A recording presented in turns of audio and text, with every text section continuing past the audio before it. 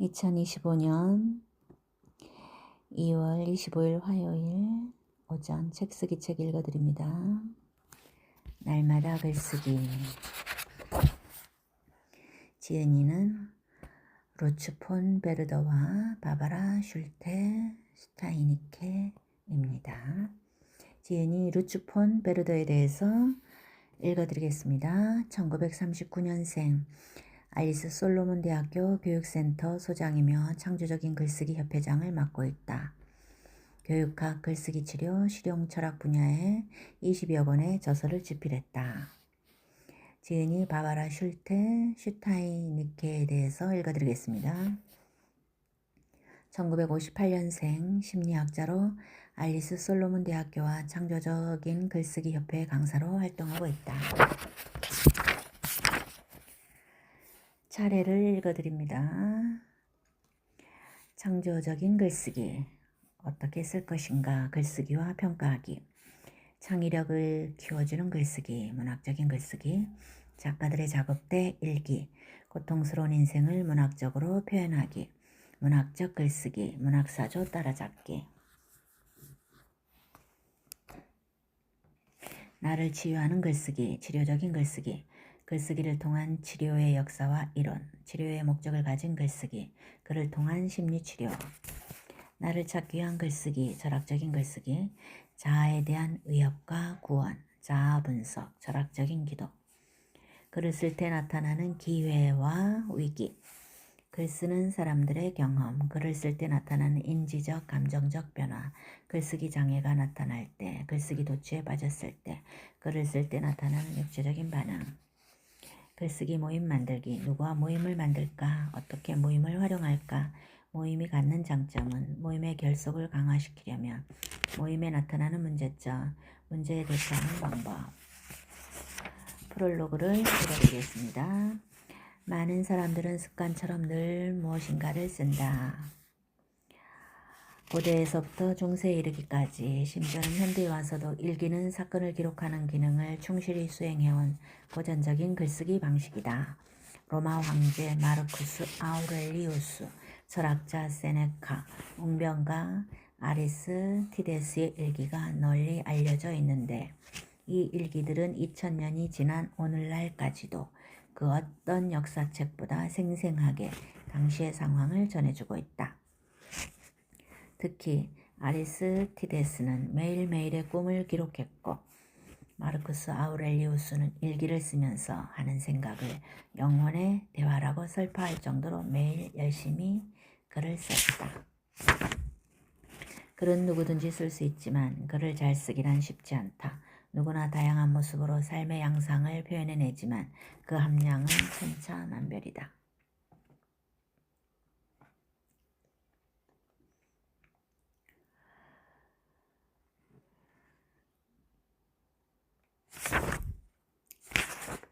자신의 생각과 사상을 만족스럽게 표현해내는 것은 매우 특수한 능력을 바탕으로 이루어지는 행위이기 때문이다. 그런데 글쓰기 능력은 소수의 몇몇 사람들만 선처적으로 타고나는 것일까? 나는 오랜 세월 다양한 사람들에게 글쓰기 훈련을 시켜본 결과 그러한 의문에 대해 확실한 답을 얻었다. 인간에게서 자아 표현의 욕구를 거세시키지 않는 한 그런 능력을 배양하는 일은 언제나 가능하다는 게 나의 결론이다. 자아 표현의 욕구야말로 살아있는 인간의 참을 수 없는 본능이기 때문이다. 그렇다면 그런 특수한 능력을 배양하는 방법은 무엇일까? 이 책은 바로 그러한 의문에 답하기 위해 쓰여졌다. 아마 독자는 이 책에 제시된 다양한 글쓰기 방법을 접하는 순간 내면에서 무언가를 쓰고 싶은 충동이 저절로 일어날 것이다. 그리고 오랫동안 흥미를 가지고 글을 쓰기 위해서 또 무언가를 제대로 표현하기 위해서는 제대로 된 방법과 전략이 필요하다는 것도 동시에 깨닫게 될 것이다. 언제나 글쓰기에 대한 욕구에 시달리면서도 막상 어떻게 시작해야 할지 모르는 사람들과 일기처럼 규칙적인 글쓰기를 통해 자아를 찾고자 하는 사람들, 또는 직업적인 글쓰기를 지속해야 하는 사람들, 논술을 준비하는 수험생들 모두에게 이 책은 실질적인 도움을 줄 것이다. 그리고 나는 이 책을 읽는 사람들이 이 책에 나온 글쓰기 방법과 전략에 대한 훈련을 거듭해 나간다면 인간의 가장 고양된 정신, 교양에 이르게 될 것이라고 확신한다. 본문의 일부를 읽어드리겠습니다. 무엇이든 시작은 어렵다라는 속담이 창조적 글쓰기에 맞지 않는 두 가지 이유가 있다. 첫째, 당신 스스로 이 책을 구입했거나 선물로 받았다는 사실이 그렇고, 둘째, 당신이 자신만의 독특한 방법으로 일기를 쓰는데 관심을 갖고 이 책을 읽기 시작했다는 사실이 그렇다. 자발적으로 시작한 일들은 아주 유쾌하게 마무리된다는 사실을 우리는 경험을 통해서 알고 있다. 하지만 글을 쓴다는 것, 그것이 일기든 편지든 보고서든 자체가 매우 어렵게 느껴질 때가 있으므로 이 책에서 단순히 글을 쓰라는 제안은 하지 않을 것이다. 글을 쓰는 기쁨이 오랫동안 지속되도록 이 책에서는 어떠한 주제를 어떤 방법으로 다룰 것인지 제안하고자 한다. 이 같은 방법으로 글쓰기에 흥미를 느낀다면 이 책에 제시되어 있는 대로 계속해서 글을 써보자. 그러면 자신에게 맞은 독특한 문체를 발전시킬 수 있을 것이다. 미국인들 사이에서는 창조적 글쓰기라는 개념이 거의 100년 가까이 이어 내려왔지만 이러한 글쓰기 방법은 세계 다른 지역에는 거의 알려져 있지 않았다.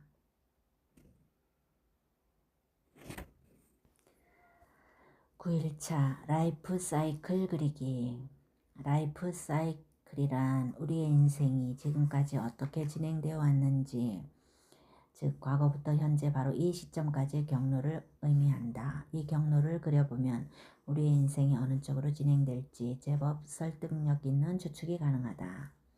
때로는 의식적으로 표현되는 말보다 무의식적으로 표현되는 그림이 훨씬 명확하고 분명하게 자신을 드러내기도 한다. 하지만 그러기 위해서는 약간의 시간이 필요하다. 11일차 만다라 그리기. 어떤 상징들은 모든 문화와 관련을 맺기도 하고 일부는 일부 문화와 관련을 맺기도 한다. 모든 장소, 모든 시대를 통틀어 가장 유명한 상징 중에 하나가 마법의 원, 바로 만다라이다.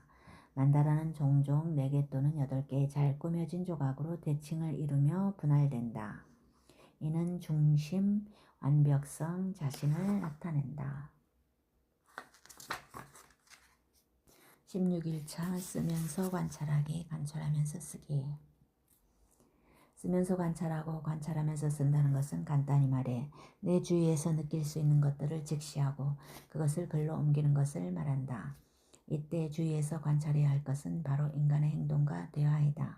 자연을 묘사하고 여행의 느낌을 적어보고 그림을 바라보는 등 다양한 방법으로 관찰력을 키울 수 있다. 정확한 관찰은 나 자신으로부터 거리를 유지할 때만 가능하다. 정확하고 분명하게 느끼고 관찰하기에 휴식이 필요하다. 긴장을 풀고 가볍게 주시한다. 일상생활에서 제기되는 질문들에 대해 대답을 적다 보면 우리는 사물을 정확하게 이해할 수 있는 힘을 기르게 된다. 21차 기억적기. 기억적기는 잊고 있던 기억들을 다시 회상하고 새롭게 해석하여 지금까지의 삶을 확인하는 과정이다. 또한 나의 인생을 관통하는 일관된 흐름을 느끼고 설명해 보는 것이다. 기억은 더욱 생생해지거나 새로운 모습으로 변형된다. 개인의 삶에 대한 기록인 기억은 시간이 지나면서 우리에게 무엇인가를 들려준다. 기억을 적어봄으로써 어려운 상황도 어려움이 영원히 머물지 않고 지나간다는 사실을 배우게 된다.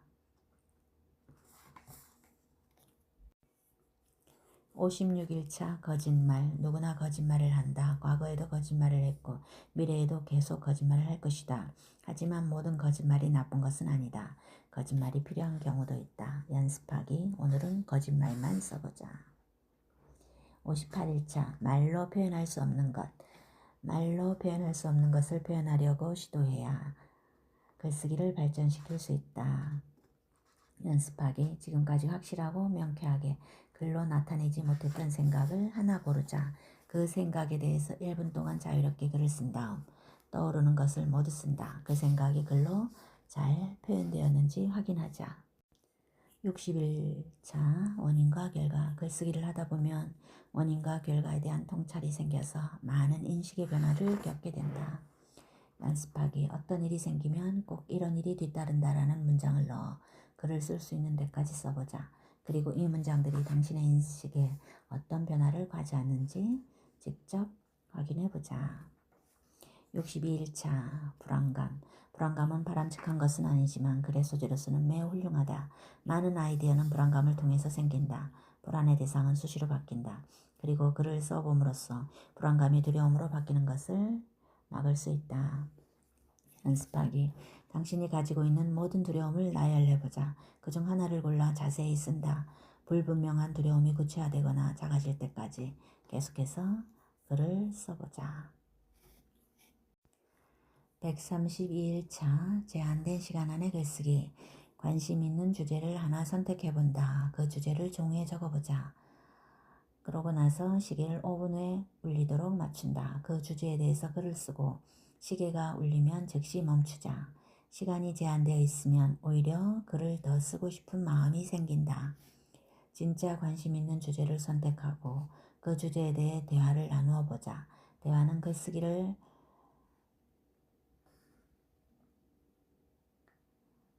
할 수 있다는 사실을 깨닫게 될 것이다. 질문 적기. 정신적인 탐구에서 가장 중요한 것은 질문이다. 내적인 질문은 기분에 따라 달라질 수 있다. 글쓰기에서도 가장 중요한 것이 질문이다. 정신적인 글쓰기를 할 때는 어떤 질문들을 할 수 있을까? 151일차 꿈의 문학.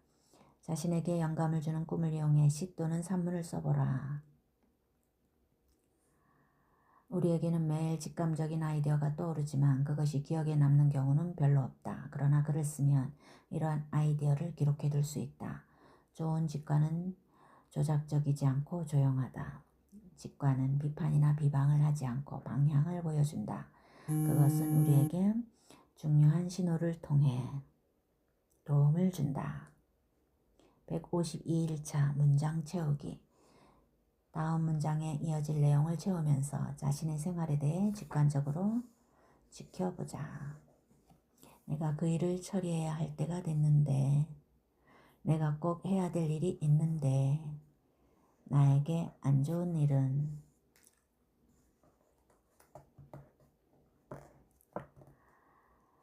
154일차 기도. 간절한 소망을 품고 있는 사람을 위해 기도문을 써보자.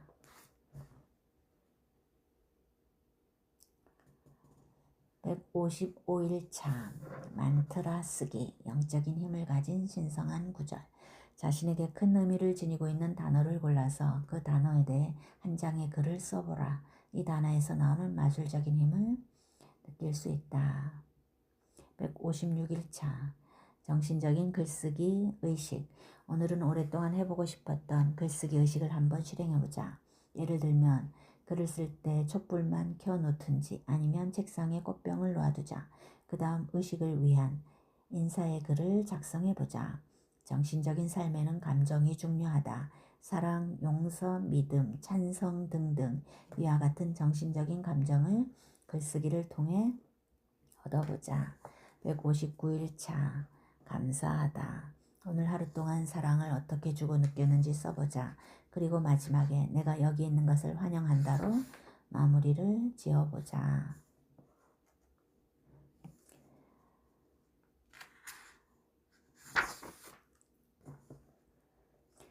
171차 대화. 자신의 인생과 생각을 그림으로 나타내본다. 그 다음 인생과 생각이 나누는 대화를 상상해보자. 그렇게 인생에 대한 두려움을 이겨내자. 인생이 순탄한 사람은 없다. 오히려 인생과 싸우는 사람이 더 많다. 순탄함을 위해서 싸우는 것, 그것이 중요하다. 176일차 기쁜 일 5가지. 당신을 기쁘게 했던 것 5가지를 써보자. 238일차 기계적으로 글쓰기. 여성 철학자들은 가벼운 자기 최면 상태에서 기계적으로 글을 썼다. 이는 무의식을 연구하는 방법으로서 프로이트와 피에르 자네트 훨씬 이전에 발전되었다. 13세기와 14세기의 여성 신비주의자들은 글 쓰는 속도가 너무 빨라 오히려 스스로를 억제해야 하는 상황에 이르게 되었다. 이처럼 주체할 수 없이 빠른 속도로 글을 쓰는 것에 대해 성녀인 아빌라의 테레사는 이렇게 말했다. 당신 펜은 보통 펜과는 달라. 당신 손이 바로 펜이지. 여성 신비주의자인 기용은 무의식 상태의 기계적인 글쓰기를 다음과 같이 표현했다. 글을 쓰기 전에는 무엇을 써야 할지 몰랐다. 나는 전혀 알지 못했던 사항들에 대해 글을 쓰고 있다는 것을 알았다. 그리고 확실한 것은 전혀 예상하지 못했던 지식과 이해라는 보물을 내가 가지고 있다는 점이다. 연습하기. 생각하지 말고 그냥 아무 것이나 빨리 써보자. 아무 제한 없이 한쪽 분량의 글을 써보자.